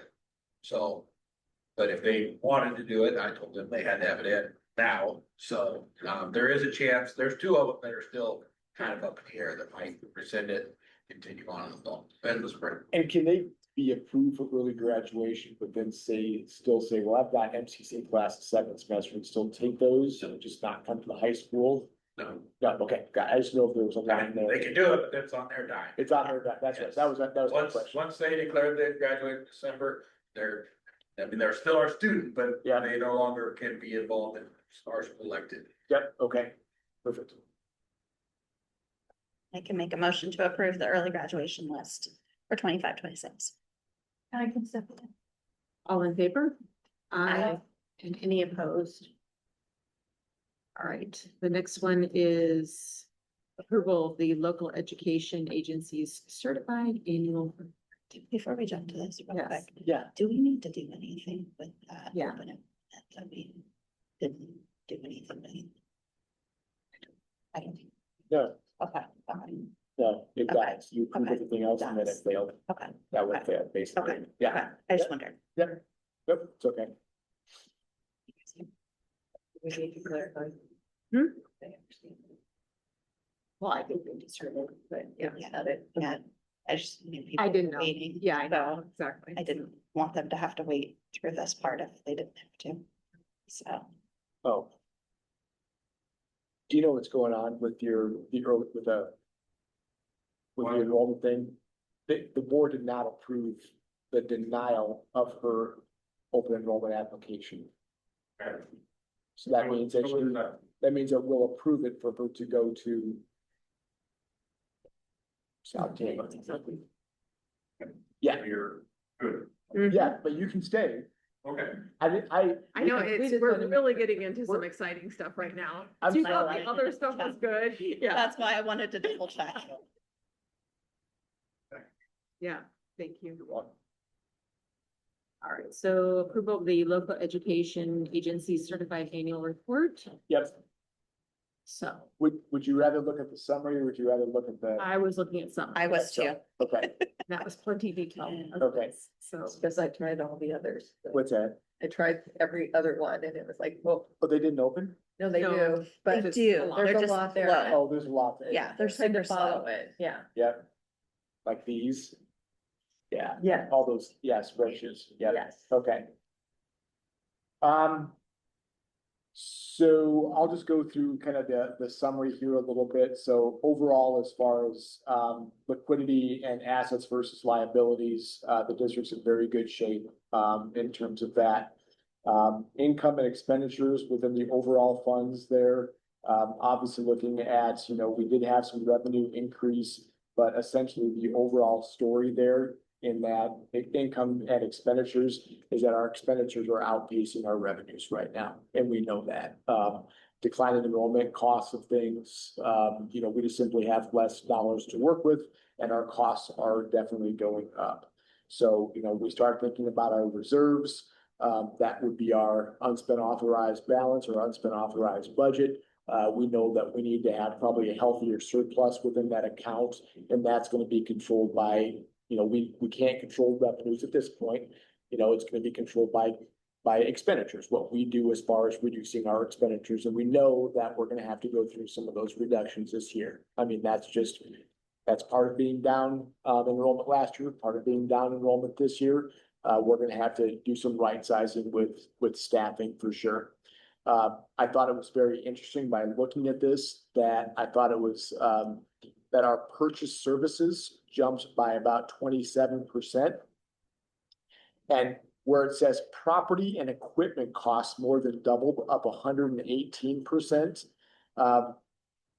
We didn't buy any property, but that's the function code that we use, correct, Allison? It's president property and equipment together as one. So even though we didn't buy any property, it looks like we did, like, oh my gosh, 118% increase. But operations and maintenance is up 43%. That administration and instruction is tied to technology that we have to do some more investigating on. But again, that 43% increase in operations and maintenance reflects our aging facilities, deferred maintenance.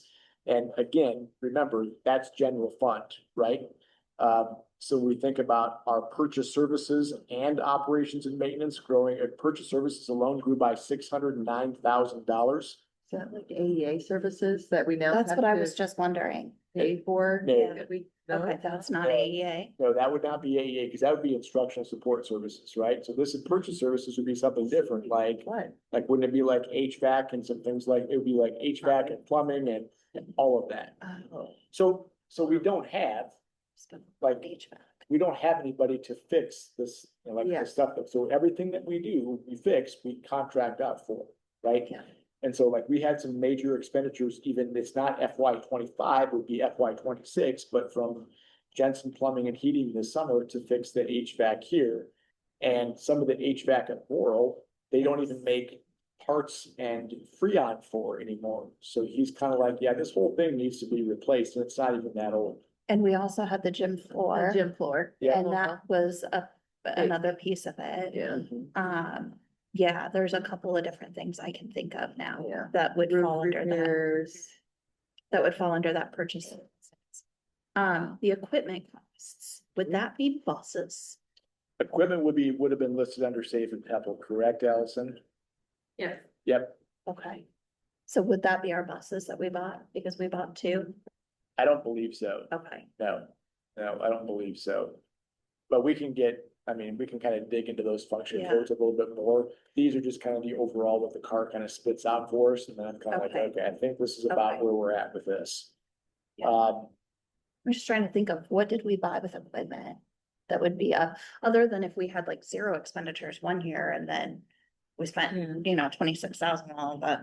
Obviously, that's gonna upset the apple cart Right, from a percentage perspective. because remember, we're looking at reports from FY '24 to FY '25, and that is the case in the transportation report with some repairs. Okay, Like okay. that one was like $5,000 one year, and then it jumped to like 20-some thousand dollars the next year. So like when you do a year by year comparison, sometimes it's just that the former year was really, really scarce. Yeah, exactly. So, yeah. Yeah. Yep. Let's see, treasurer's report by fund, just looking at that general fund balance from 3.73 million to 2.52 million. That is about 22.6% of our expenditures. So again, even though our management levy, save, Pepple and debt service are pretty stable, which is good. Remember, those are all categorical dollars that we can't use for general fund expenditures. So it's almost like our categoricals are okay. However, our general fund may need some help as far as on the expenditure side, which we'll have to make some adjustments for sure, right? So anyway, so thinking about discretionary spending, reviewing staffing and contracts for next year, analyzing whether current service levels align with our available revenue and are we duplicating services? Do we have staff that are being utilized, to their full extent of their, certifications, contracts, things like that. That's something that we'll definitely have to look at. Let's see, the point about revenue, which I thought was really interesting to make here, is that when you start to rely on miscellaneous income, which is basically what we charge for tuition for open enrolling kids, right? And so the resident Marshalltown kids, they come here instead. Remember, Marshalltown still keeps some of their dollars, right? They keep those dollars that are associated with like their save funds, anything that's a cost per pupil, like added expenditure, they keep some of those revenues. We only get the tuition, right? So we're not even getting 100% of those kids, but we list all that as miscellaneous income.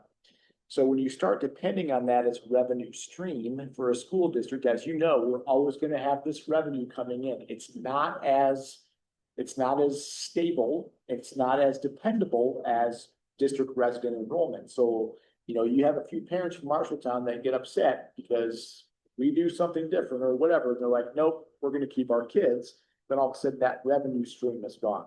So it's almost like you want to keep your miscellaneous income as almost kind of like a hidden quarter under your pillow. Like, I didn't even know that quarter was there. So if we can operate like that with at least maybe 50 or 40% of our miscellaneous revenue income, that would be great. That would be awesome, rather than having to depend on it. It's your rainy day fund, basically. What's that? It's your rainy day fund, If basically. we could treat it like that, that would be absolutely outstanding. Yes, absolutely. Okay. So, like the conclusion and board action priorities. So like, we're not obviously in financial crisis today, but if we keep spending as we are, keep losing enrollment like we are, we'll be at a point where we're gonna have to make some bigger cuts. And it's probably better for us to do some adjustments now gradually within the next 2 to 3 years than wait 3 years down the road and say, oh, by the way, now we have to cut $700,000, right? For a district that's 1,500 kids, 2,000 kids, $700,000 is a lot. Isn't very much, but for us, it's quite a bit. So we might want to start thinking about, as we move into next year, are there some positions that we maybe don't have to have? Are there some people that are retiring that we don't have to replace through attrition? Are there some things that maybe we can do there? And again, looking at maybe, Allison and I are going to this budget workshop where we're using the CFPM projection model at the end of October. They are front loading a lot of our financial data in there right now for us. And so we'll go through that training and start using that. And that will give us a month by month comparison of where we were last year to this year and help us with some projection work as well. So once we get that, we'll be able to dig into this a little bit more and start doing some multi-year scenarios, some planning based on what we think enrollment's gonna do, what we think SSA is gonna do. And that'll kind of help us as a board, make some better financial decisions. So any question on just the general fund part? In terms of those reports? No, but I was gonna ask this question because Yes. I got to thinking about it. Audit. So have we got any feedback from last year's audit yet? You did, have we gotten the 25 on back yet? 5, it's got 24. We just got the 24 on it back. Well, that's what I knew, that we were like a Yes. whole year in rear. Yeah, And so I wondered if I know the audit firm was very backlogged. So I didn't know Yes. if we had got They did get that, it. or good. 24 is bad, but it's got that, last week, maybe the week Okay. before. yeah, Okay. but they don't typically give us like any recommendations about what we're doing with our dollars. It's all more about processes Yeah, and yeah. making sure that our processes Yeah. are in line with code. No, things like just when that. I was reading through the summary, it made me think of that because this is very comparable to an audit report Oh, yeah, from that perspective. yep, So, and I knew we were due an audit report from a year, Yeah, to present that. from 2 years ago. Yeah. Next month. November. Yep. When I think about Thanksgiving, I think about audit reports. I'm just kidding. Okay. Oh, Any questions on that then? no, Okay, Yeah, we need approval. I can make a motion to approve the CAR certified annual report for, this is 25. Fiscal year. yes, yep. You've already seen 24, I'm Yeah. certain, right? So this is just a comparison of 24 and Yep. 25. Yep, I can second that. All in favor? Aye. Any opposed? All right, the next one is the approval of the special education budgetary report. We talked a little bit about this earlier. yes, yep. Basically, looks like we're just leaving money on the table. We are, yeah, we are. And so I think with special education costs, like I've never been in a district that didn't run a special education deficit. Now, you don't want to get to a point where you're running like a $400,000 or $500,000 special education deficit because you've got some serious issues or you're not billing for whatever you need to be billing for correctly, okay? But if you are running a special education deficit in a school we have an enrollment of 600 kids, $50,000 to $100,000 a year, that's not a bad thing because that's spending authority, right? So even though we have deficit in that special education account, we can actually levy for that authority back. All right, so that would that would impact our property taxes a little bit, but even if we did, I mean, you can carry over a special education deficit year to year to year to year to year. Nobody's gonna come in and say, you've got to get this cleaned up by June 30th. Right, you have to be completely blank. You have to work to kind of chip away at that. But even if we had $100,000 deficit in special ed, that wouldn't concern me because that means that we're putting dollars towards our neediest kids. And right now, the weighting that we get for special education students has not been adjusted since 1998. Okay, so that's the last time they redid those weightings for students who are level 1, level 2, level 3. So we know that we're probably going to spend more money on special education kids than what we get from the state, and that's okay. But again, if you have more than that 10% carryover, then we're giving that back to property taxpayers, right? We're giving that back to the state essentially in terms of property tax relief. So not saying that that's a bad thing, but that it's also kind of a false flag as far as what we need to serve kids. When we actually could be doing a little bit more to serve those students who are the highest need kids. Now, if we got a ton of students in that were level 3 and super high needs, like physical needs that we had to send to like the Lead Center or River Hills, that would definitely be a huge cost, because we're talking about a bus, a driver, a para, block, that would be covered by the special ed waiting, like at all. We'd hit some hard times with a lot of those kids that we were transporting out, but we're not in that situation, right? We're really not. Yeah, there was a time where we ran a deficit, Yeah, like there. Probably 7, 8 years ago, sure. for several years, we ran a deficit and then it flipped. Yep. Part of that was because COVID and we lost a significant number of staff. Yeah. So things kind of shifted. Sure. So we don't, like, if we had a deficit, like, we'd be talking about doing a allowable growth.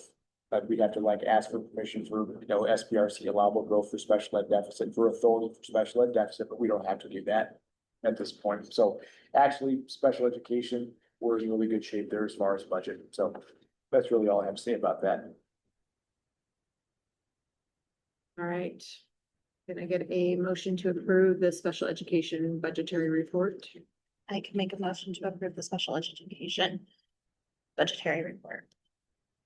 Sure. Can I get a second? I can second that. All right, all in favor? Aye. And any opposed? All right, the next one is the approval of transportation annual reports. So again, comparison from FY 25 to FY 24.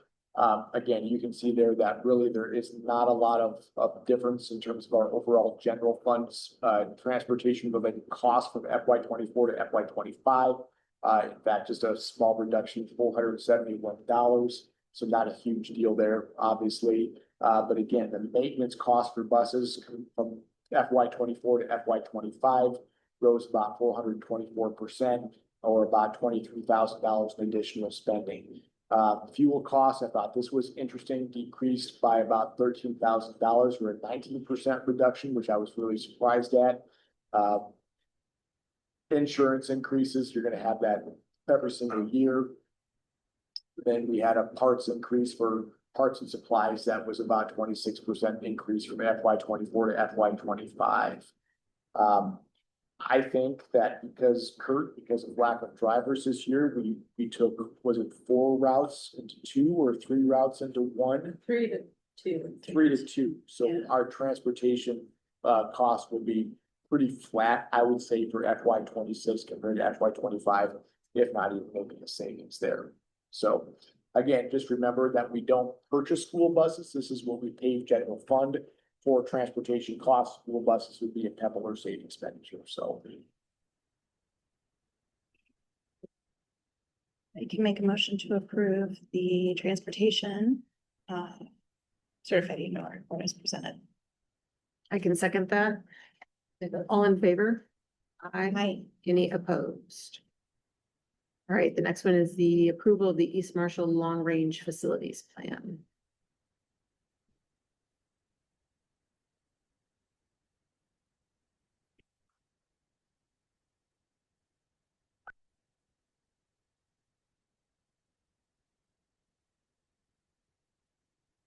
Again, like I said before, we don't have to do anything with this. You can table this, you can wait, we can wait till we do maybe something more formal with like a CMA or CMAR or something like that. Either way, it just kind of provides just some options for us as we move forward.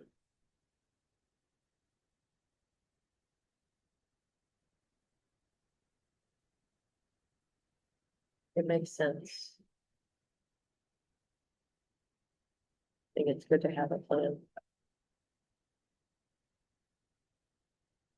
Yeah, because we're not making a decision now on like which option we're doing. No. No, it's No. just approving the plan as This whole it, plan. as Yep. our, lays out our options. And stuff. Can I get a motion for approval? Make a motion to approve the long range facilities plan as presented. I can second it. Right, all in favor? Aye. Any opposed? So just have to. Guess we don't wait, we got a forum, but I didn't. If you noted that or not. All right. Resolutions, we don't have any, but Nope, we don't. court discussion, do we decide? I think somebody did come prepared tonight, But nobody read it. but nobody read chapter, so.